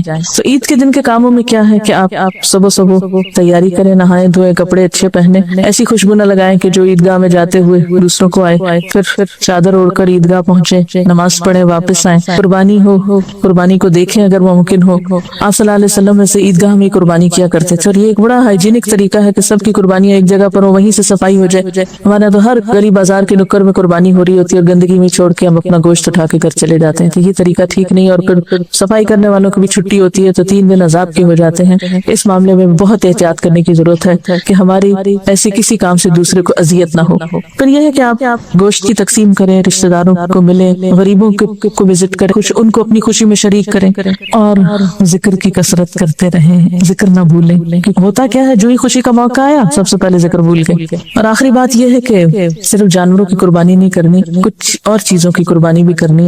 کوئی ایک آدھ اپنی بری عادت جس سے آپ بہت تنگ ہو اس کو لکھ لیں اور نیت کر لیں کہ اس دفعہ اس موقع پر میں نے اپنی اس عادت کو چھوڑ دیں یا اس خواہش کو میں نے قربان کر دینا ہے جو اللہ تعالیٰ کو پسند ہے۔ کوئی بھی اپنا سوچ لے، ہر شخص اپنے غلطیوں اور گناہوں کے بارے میں زیادہ آگاہ ہوتا ہے، تو اگر ہم تھوڑی سی پلاننگ کر لیں کہ یہ کام ہم نے نہیں اس کے بعد کرنا، تو انشاءاللہ ہر عید پر اگر ایک ایک چیز چھوٹتی جائے۔ اور پھر یہ ہے کہ سب سے بڑی قربانی اگر آپ کر سکیں تو انا کی کر دیں، تھوڑی سی میں کے اوپر چھری پھر جائے تو اچھا ہے، ان دنوں مٹا دے اپنی ہستی کو گر کچھ مرتبہ چاہے، کہ دانہ خاک میں مل کر گل و گلزار ہوتا ہے۔ اگر آپ واقعی بہار و پھول بننا چاہتے ہیں تو پھر اس کے لیے کیا کرنا ہے، عاجزی اختیار کرنی ہے انشاءاللہ تعالی۔ اور یاد رکھیے کہ لن تنالوا البر حتى تنفقوا مما تحبون، اور آخری چیز جو چیک کریں گے وہ یہ کہ ایک چیز کیا آپ کے اندر پیدا ہوئی کہ نہیں، اور وہ ہے تقوی۔ ان ساری عبادتوں، نمازیں، صدقے، خیرات، روزے، ذکر، نوافل سب کچھ کر لیا، اور اگر اصل چیز نہیں آئی تو کچھ نہیں آیا، اور وہ کیا ہے، دل میں اللہ کا خوف، اللہ تعالیٰ کا احساس کہ وہ دیکھ رہا ہے، مجھے اس کے پاس لوٹ کے جانا ہے، مجھے اس کو جواب دینا ہے، کیونکہ یہ تقوی اندر آئے گا تو بہت سی اچھی عادتیں خود بخود آنے لگیں گی۔ اور اللہ تعالیٰ بھی قربانی کے ذریعے یہی چاہتے ہیں، دراصل لن ینال اللہ لحومها ولا دماؤها ولکن ینالہ التقوی منکم، اللہ کو نہ تمہاری جانوروں کا گوشت پہنچتا ہے نہ خون پہنچتا ہے، اس کو تو تمہارا تقوی پہنچتا ہے۔ اللہ کی خاطر یہ سب کچھ کرنے کا کتنا جذبہ تھا، دل کی کیفیت۔ ابراہیم علیہ السلام کے بارے میں کیا آتا ہے کہ اذ جاء ربہ بقلب سلیم، جو سلامت دل لے کے اپنے رب کے پاس آیا۔ اور یہ بھی یاد رکھیے کہ قیامت کے دن کام تو کچھ نہیں آنا، یوم لا ینفع مال ولا بنون الا من اتى اللہ بقلب سلیم۔ تو دلوں کی سلامتی کی طرف توجہ دینے کی ضرورت، محسن بننے کی ضرورت ہے۔ ومن احسن دینا ممن اسلم وجهه للہ وهو محسن واتبع ملت ابراہیم حنیفا واتخذ اللہ ابراہیم خلیلا۔ اس شخص سے بہتر اور کس کا طریقہ زندگی ہو سکتا ہے جس نے اللہ کے آگے سر تسلیم خم کر دیا اور اپنا رویہ نیک رکھا اور یکسو ہو کر ابراہیم علیہ السلام کے طریقے کی پیروی کی، اس ابراہیم کے طریقے کی جسے اللہ نے اپنا دوست بنا لیا۔ بہت سے لوگ یہ کہہ کر کہ یہ تو ریچول ہے اور اس کا تو کیا فائدہ، سوچنے کی بات یہ کہ ریچول بھی کیوں اہم ہوتے ہیں، خلیل اللہ کی سنت ہے، شیطان جو ہے وہ حجتیں اور وسوسے ڈالے گا۔ کیسے مسلمان ہیں، اپنی نئی نسل سے پوچھئے کہ کیا سوچ ہے ان کے دلوں میں قربانی کے بارے میں، یہ کیسے مسلمان ہیں کہ یہ اتنے جانوروں کو ذبح کر دیتے ہیں اور اتنے بے درد لوگ ہیں، اور نہ جانے کیا کچھ حجتیں پیدا کر کے اس عمل کو کتنا حقیر کر دیتے ہیں ہم، اور دوسروں کی نقالی اور دوسروں کی پیروی کو ہم کتنا خوبصورت بنا کے پیش کرتے ہیں۔ ذوالحج کی کیا اہمیت ہے، ان دنوں کے عمل اللہ کے ہاں کتنے قابل قبول ہیں، کتنے ثواب کمانے کے دن ہیں، تو اللہ کی ان سنتوں کو کون زندہ کرے گا؟ ہم مسلمانوں کو ہی آگے بڑھنا ہے، ہمیں دوسروں کا انتظار نہیں کرنا، خود آگے بڑھنا ہے۔ اچھا، اس کے علاوہ ایک اور تکبیر ہے، اللہ اکبر کبیرہ والحمد للہ کثیرہ وسبحان اللہ بکرۃ واصیلا۔ اللہ اکبر کبیرہ، اللہ بہت بڑا ہے، بہت ہی بڑا، اللہ اکبر کبیرہ والحمد للہ کثیرہ، اور اللہ کا شکر بہت زیادہ، وسبحان اللہ، اور اللہ کی تسبیح بکرۃ واصیلا، صبح اور شام۔ ایک اور تکبیر بھی ہے، اللہ اکبر اللہ اکبر اللہ اکبر، لا الہ الا اللہ وحدہ لا شریک لہ، لہ الملک ولہ الحمد وہو علی کل شیء قدیر، وآخر دعوانا الحمد للہ رب العالمین۔ سبحانک اللہم وبحمدک، نشہد ان لا الہ الا انت، نستغفرک ونتوب الیک۔ والسلام علیکم ورحمۃ اللہ وبرکاتہ۔